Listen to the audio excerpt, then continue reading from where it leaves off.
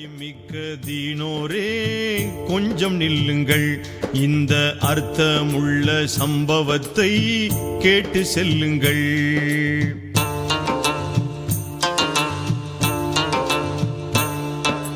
அருமை மிக்க தீனோரே கொஞ்சம் நில்லுங்கள், இந்த அர்த்தமுள்ள சம்பவத்தை கேட்டு செல்லுங்கள்.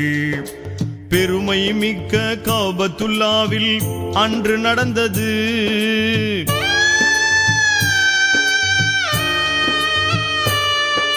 பெருமை மிக்க காபத்துல்லாவில் அன்று நடந்தது. நபி பெருமானாரின் வாழ்க்கையில் பின்னி பிணைந்தது. அருமை மிக்க தீனோரே கொஞ்சம் நில்லுங்கள், இந்த அர்த்தமுள்ள சம்பவத்தை கேட்டு செல்லுங்கள்.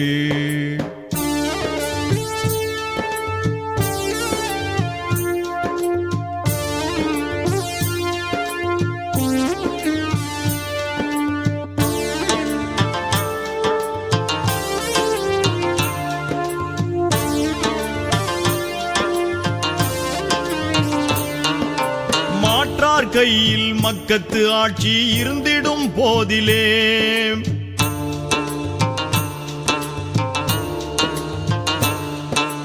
மாந்தர்கள் சில பேர் மதினா நோக்கி சென்றிடும் நாளிலே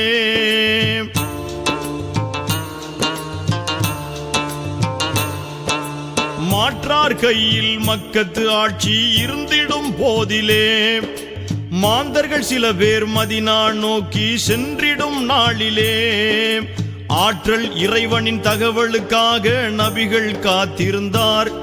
தன் ஆசை தீரவே கபாவின் உள்ளே தொழுதிட நாடினார்.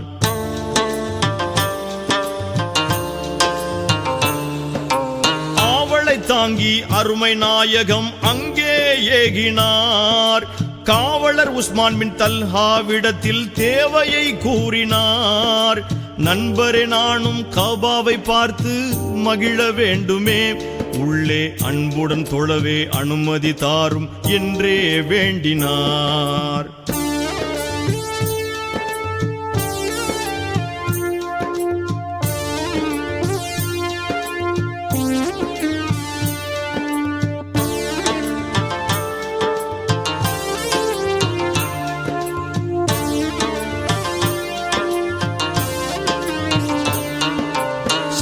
நபிகள் கனிவுடன் கேட்டும் உஸ்மான் கூறினார்.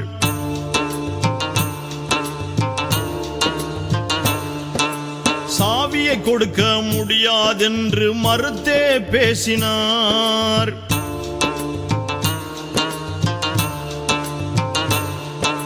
சாந்த நபிகள் கனிவுடன் கேட்டும் உஸ்மான் கூறினார்.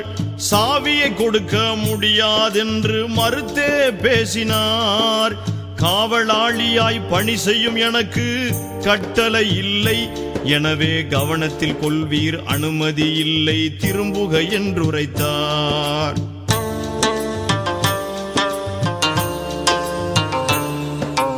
இதனை கேட்ட முஹம்மது நபியின் உள்ளம் சோர்ந்தது. இறையில்ல காபாவை வெளியில் நின்றே கண்கள் பார்த்தது. இருந்தும் பலமுறை உஸ்மானிடத்தில் கெஞ்சியும் கேட்டார். ஆனால் இரசூல் நபியின் கோரிக்கையை அவர் ஏற்றிடவே மறுத்தார்.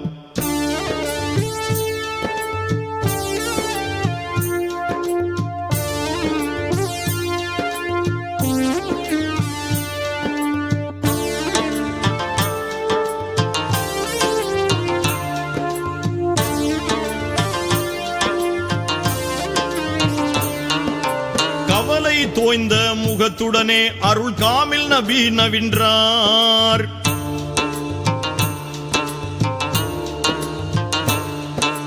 காலம் ஒரு நாள் மாறும் நண்பரே, கவனத்தில் கொள்வீர் என்றார்.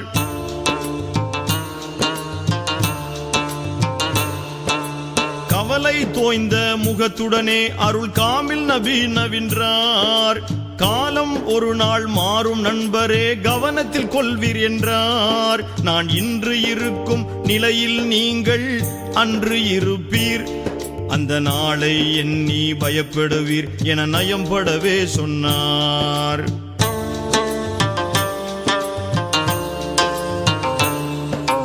புனிதம் நிரம்பிய காபத்துல்லாவை உள்ளம் உருகவே பூமான் நபிகள் வெளியில் நின்றே கண்டே கழித்தார்.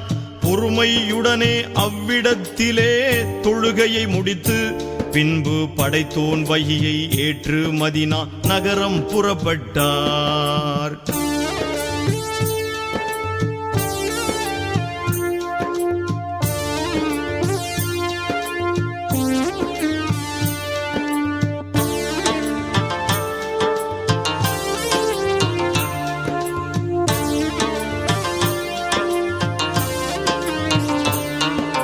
பற்பல ஆண்டுகள் போன பின்னாலே பெருமான் ரசூலுல்லாஹ்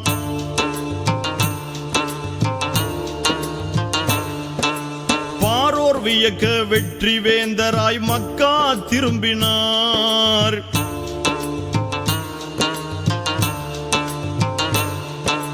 பற்பல ஆண்டுகள் போன பின்னாலே பெருமான் ரசூலுல்லாஹ் பாரோர் வியக்க வெற்றி வேந்தராய் மக்கா திரும்பினார். உத்தம தோழர்கள் புடைசூழ சாந்தசீலராய் இறை சத்திய காபாவின் உள்ளே சென்று கண்ணீர் மல்கினார்.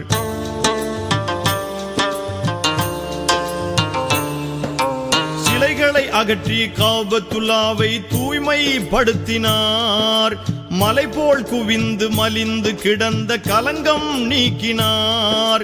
சிரமே தாழ்த்தி சஜிதா செய்து இறையை வணங்கினார். நபிகள் சிரித்த முகத்துடன் வெளியில் வந்து தோழர்களை கண்டார்.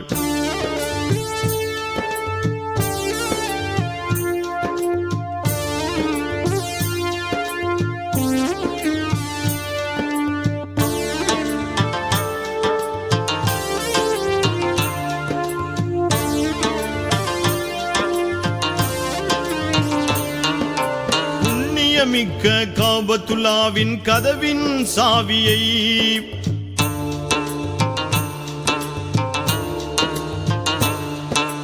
பொறுப்புடன் யாரிடம் கொடுப்பது என்ற கருத்துகள் தோன்றவே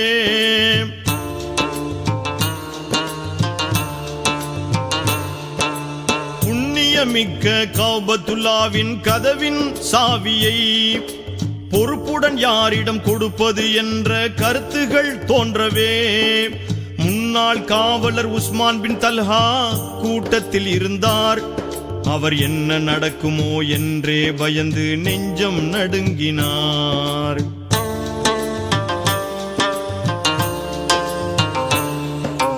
மன்னித்து மதிப்பை வழங்கிடும் வல்லல் கோமான் நாயகம் மறைவில் நின்று அஞ்சி நடுங்கிய உஸ்மானை அழைத்தார். உங்கள் இடமே மீண்டும் சாவியை ஒப்படைக்கிறேன். இதை உங்கள் தலைமுறை காலந்தோறும் காப்பது கடமை என்றார்.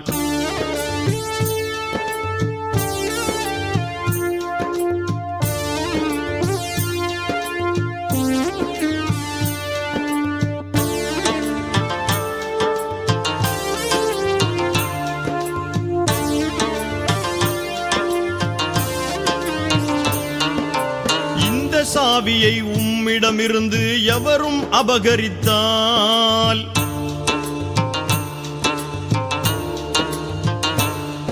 அவர் எந்த நாளுமே அநியாயக்காரராய் கருதிடவே படுவார்.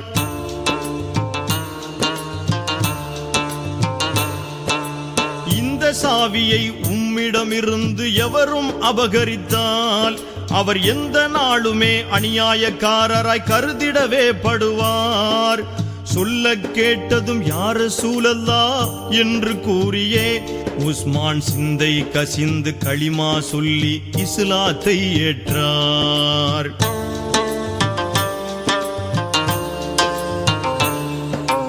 அன்று முதல் கொண்டு இன்று வரை இனில் அரபிய நாட்டினிலே அழகிய கபாவை காவல் புரிவது உஸ்மான் பரம்பரையே. நீதியும் நேர்மையும் நிரம்பிய நபியின் வாழ்க்கையின் பாடம் இந்த நானிலத்தோரை நல்வழிப்படுத்தும் இலக்கணங்கள் ஆகும். இதனை கேளுங்கள், நபி வழியில் வாழுங்கள். இதனை கேளுங்கள், நபி வழியில் வாழுங்கள். இதனை கேளுங்கள், நபி வழியில் வாழுங்கள். இதனை கேளுங்கள், நபி வழியில் வாழுங்கள்.